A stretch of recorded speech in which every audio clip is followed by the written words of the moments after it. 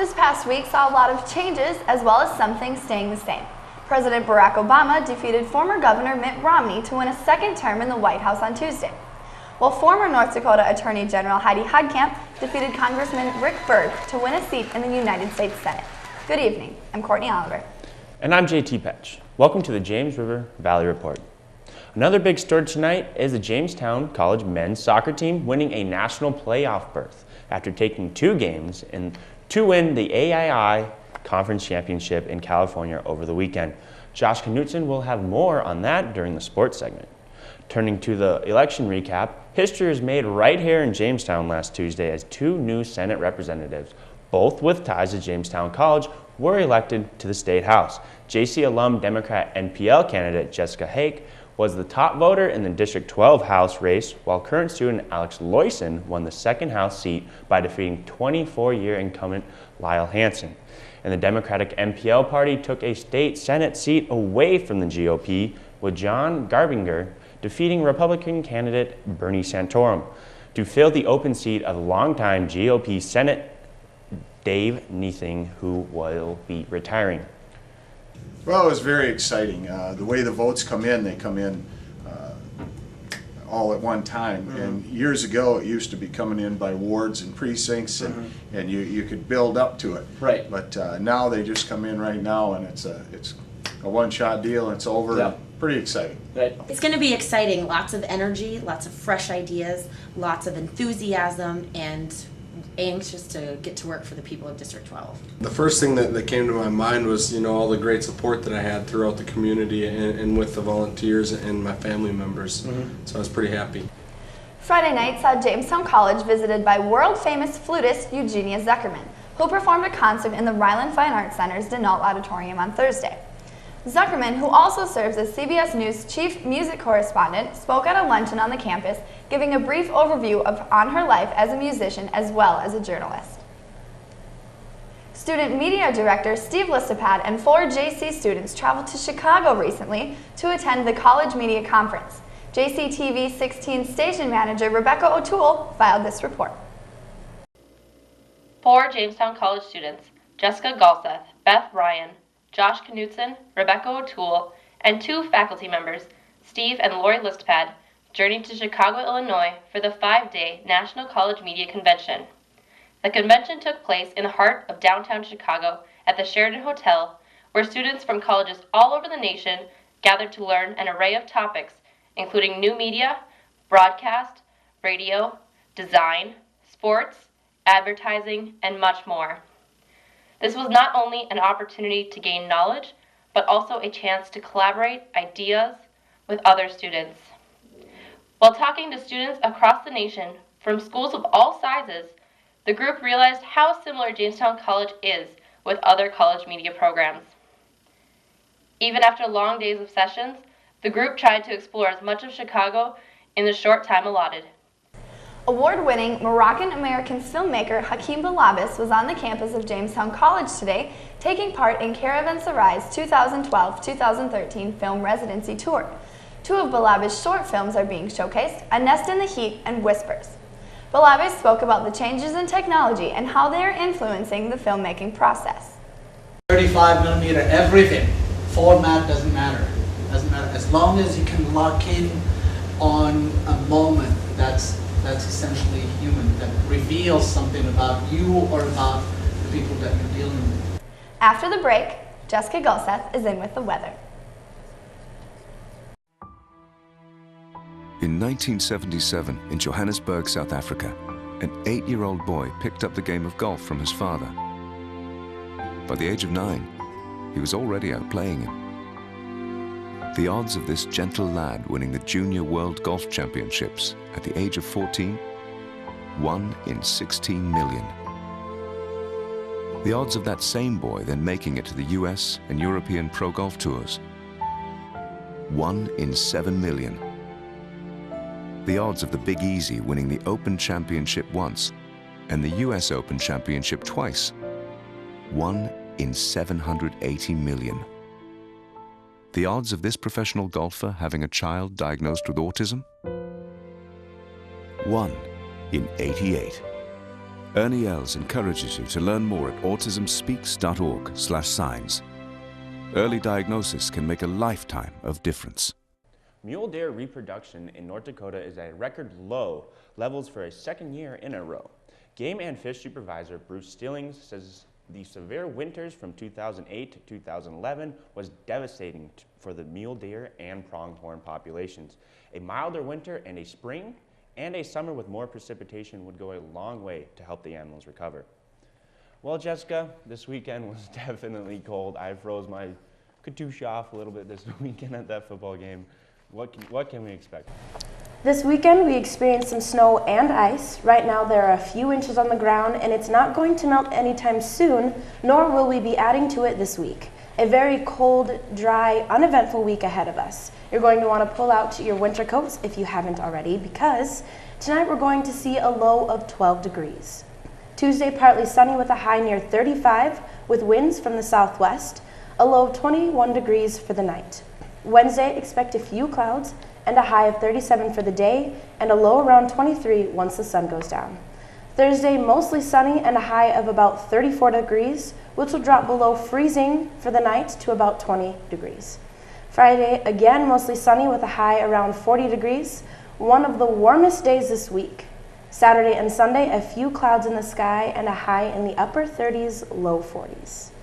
So that's the weather for this week, JT. Definitely lame. I can agree with that statement. Not looking forward to that at all.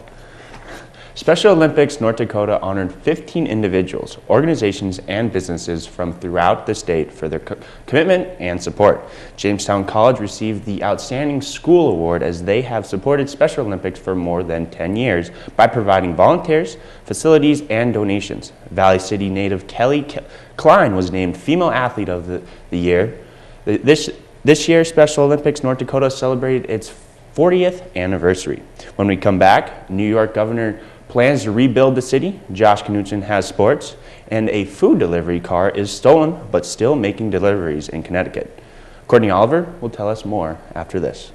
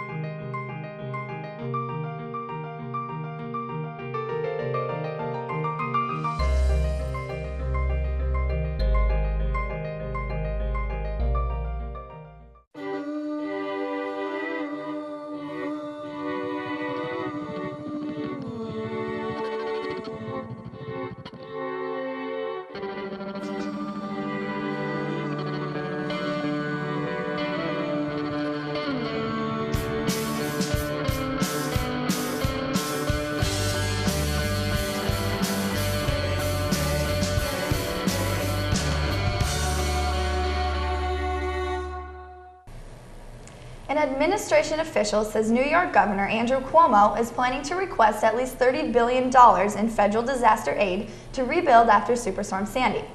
The administration will use the money to repair bridges, tunnels, subways, and commuter rail lines. It will also help rebuild homes and apartments, reimburse local governments for emergency services, and make loans and grants to businesses.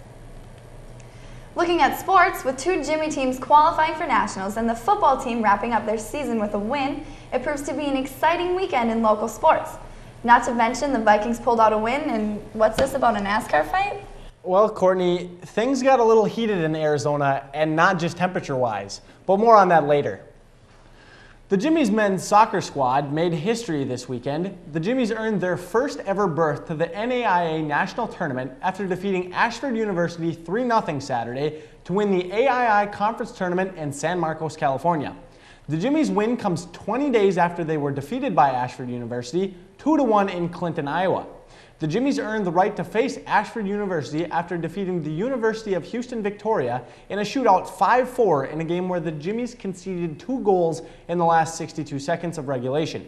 I had the opportunity to chat with head coach Philip Bond on their big win. And then in the shootout, I felt really confident. We worked on it a lot. The guys were confident in their ability to score, and it just felt like we needed one save out of Cookie, our keeper, one save by him, and I felt like that would be what it would take for us to win. And on the sixth, I think it was the sixth shooter, makes a really good save, and then JJ steps up and buries it to win the game. I think we play with a little bit extra energy, a little bit extra confidence, and we had just something a little bit extra on Saturday as that game wore on. I mean, you could almost see in our guys that they weren't going to let that game slip away. Another Jimmy's team qualified for the national tournament this weekend. The Jimmy's volleyball squad secured a trip to the NAIA Volleyball National Tournament opening round to be played next Saturday by rallying back from a 2-1 deficit against Mayville State University and winning their last 2 sets to defeat the Comets 3-2. The Jimmies were unable to defeat California State University San Marcos Saturday in the finals of the AII Conference Championship. The Jimmies' dreams of a conference title were swept by the Cal State San Marcos, losing in 3 straight sets, 23-25, 14-25, and 18-25. The Jimmies football team was able to close out a disappointing year by crushing Mayville State University 53-13 at Rolly Greeno Field in Jamestown. The Jimmies defense dominated the game, allowing the Comets to gain only 99 yards of offense in the entire game. On the other hand, the Jimmies were able to gain 450 yards of offense, led by senior Lance Johannessen's 226 yards on 20 carries, including a 91-yard run at the end of the third quarter. The Jimmies finished the season 4-6 and will look to rebound next year. The Jimmies men's basketball team was in action on Friday as they took on Viterbo at the Civic Center. With poor shooting being a theme all night and turnovers being a major factor, the Jimmies fell 63-55 to the V-Hawks, who are led by junior Cole Lewis, who ended the game with 27 points. Devin Thomas led the Jimmies in scoring with 19. Coach Wick said that his team was just not consistent enough. The Jimmy men tried to bounce back on Saturday night against NCAA Division II Augustana, but fell again just short, losing 54-48. With the Jimmies' leading scorer Mark Hogue still out due to shoulder injury, Devin Thomas again led the Jimmies in scoring with 13 points. Brashawn Tucker and Jared Sutherland also scored 13 for the Jimmies. It was a much cleaner night with only 10 turnovers, but again shooting struggles plagued the Jimmies, who made only 30% of their shots. Jimmies women's basketball swept the Midland Classic over the weekend in Nebraska. The 11th ranked Jimmies defeated Peru State College 72-61 after the Jimmies got a big game out of their starting lineup, which accounted for 68 of its points. Carly Jensen led 4 Jimmies players in double figures with 19 points. The Jimmies blew out Tabor College 78-47 in their second win at the Midland Classic.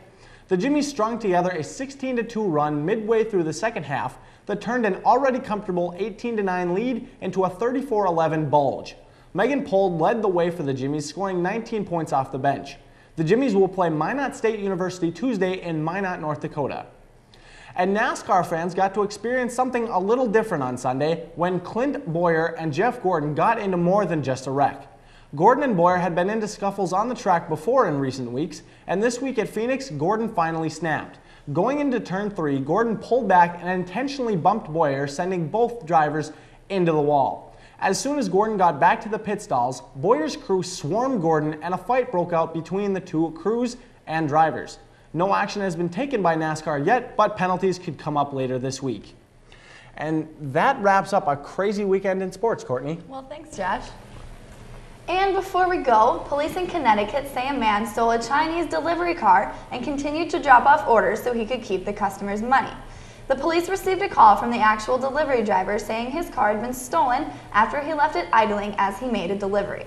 The man, Keith Hines, was charged with larceny, possession of less than half an ounce of marijuana, possession of drug paraphernalia, and other drug charges. He is held on a $5,000 bond. And that's the James River Valley Report for this Monday, November 12th.